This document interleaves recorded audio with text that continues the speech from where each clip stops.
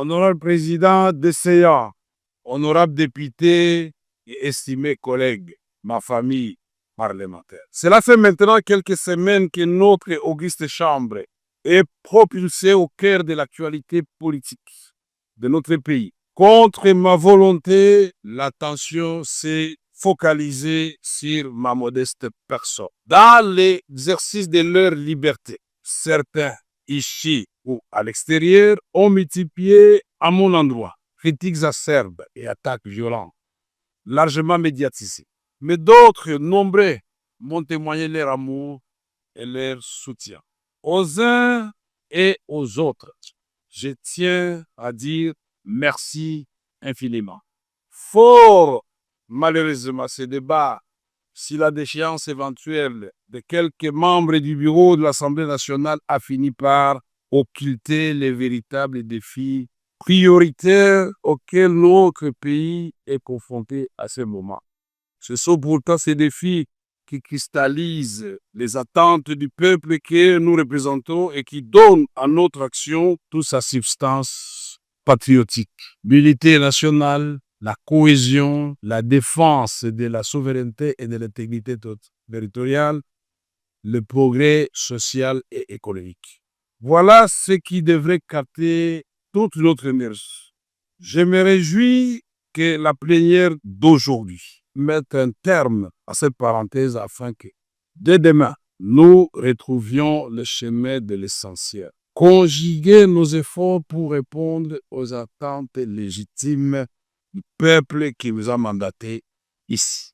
L'essentiel, c'est aussi de se rappeler qu'au moment où nous discutons ici, il y a des populations de l'Ituri, du Nord Kivu, du Sud Kivu, en communion avec les restes des populations congolaises qui payent le plus lourd tribut d'une guerre injuste qui nous est imposée. L'essentiel, c'est encore de garder à l'esprit qu'il nous reste de nombreuses batailles à mener et de nombreux défis à relever, au premier rang desquels le chômage et la pauvreté. L'essentiel, enfin, c'est d'être capable de sacrifier une part de nos intérêts présents au nom de la construction radieuse d'un avenir collectif. Honorables députés, estimés collègues, à travers une pétition qui m'a été notifiée par voie d'huissier, un groupe de collègues a mis en cause ma responsabilité en qualité de président de l'Assemblée nationale, de notre auguste chambre. Une lecture minutieuse de cette initiative montre que l'essentiel des préoccupations soulevées par mes collègues pétitionnaires porte sur le traitement réservé aux honorables députés et la gouvernance de l'Assemblée nationale. Au nom du principe de redevabilité auquel je suis profondément attaché et qui constitue un fondement de toute société démocratique, je me suis soumis à cette procédure mise en place, comme l'a si bien dit mon petit frère et ami Peter Kazadi, président de la commission.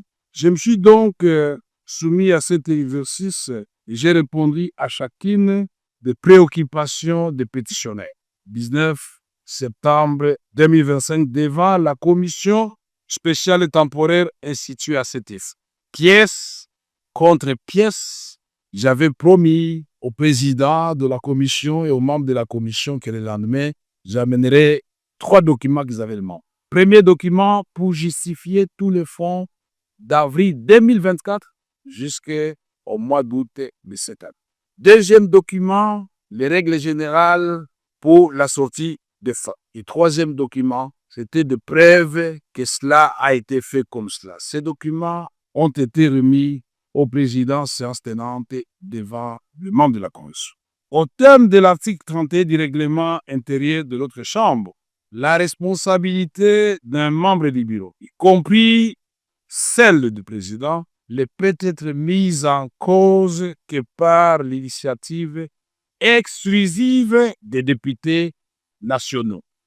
C'est-à-dire que le quorum de recevabilité lié au nombre de signatures ne peut être apprécié qu'à condition que la qualité de chaque signataire soit indiscutablement établie. Dans les cas contraires, par bon sens et par droit, l'initiative est frappée d'irrégularité et ne saurait produire aucun effet. Or, dans le cas présent, comme je l'ai relevé devant la commission, la pétition sous examen est entachée d'irrégularité. Le cas le plus flagrant réside dans le fait qu'elle n'est pas l'œuvre exclusive des députés nationaux. Honorables députés, estimés collègues, mieux que quiconque, porté par la conviction et l'amour de la patrie, j'ai activement œuvré à l'avènement d'une alternance pacifique dans notre pays et en faveur de son Excellence, M. Félix Tshisekedi Tshilombo, président de la République et chef de l'État. Aujourd'hui, je me réjouis de constater que nombre de ceux qui nous ont rejoints et ont épousé cette conviction que nous étions si peu à partager à son temps, celle d'une refondation de notre État autour du président Félix Antoine Tshisekedi Tshilombo. J'ai consacré l'essentiel de ma vie à la recherche de la consolidation de la paix, ainsi qu'à l'amélioration des conditions de vie de notre population. Je voudrais vous rassurer, je ne suis animé ni de colère, ni de ressentiment envers qui que ce soit. Mon cœur est trop étroit pour s'encombrer avec de tels fardeaux.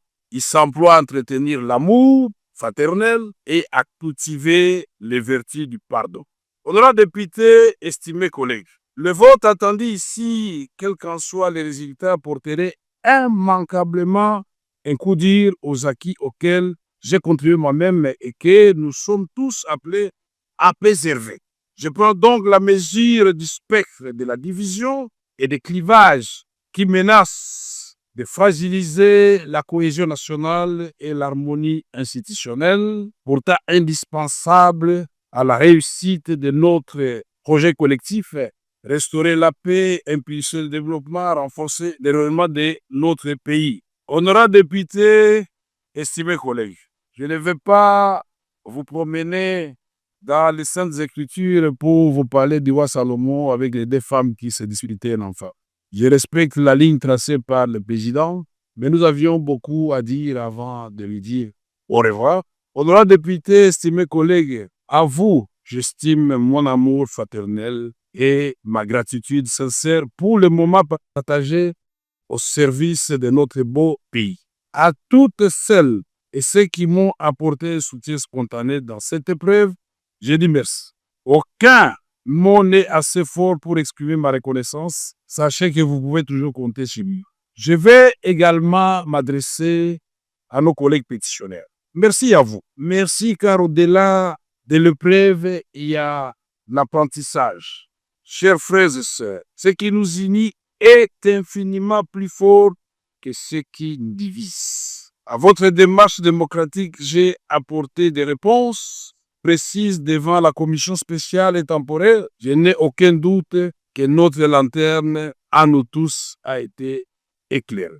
Ma gratitude s'adresse aussi au personnel administratif et aux assistants parlementaires qui abattent un travail remarquable avec zèle et abnégation.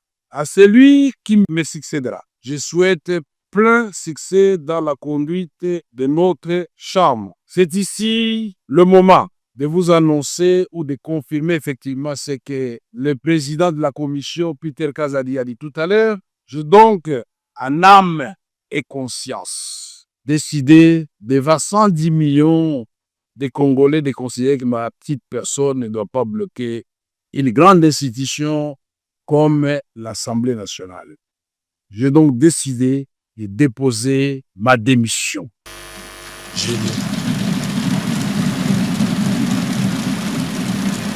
Que l'Éternel, Dieu des armées, miséricordieux, accorde la sagesse, la force nécessaire à celui qui va me succéder. Pour relever ces grands défis, je vous invite, vous tous, à lui apporter tout votre soutien. Enfin, un mot pour notre jeunesse parlementaire, pour laquelle nous avions institué désormais un réseau de jeunes.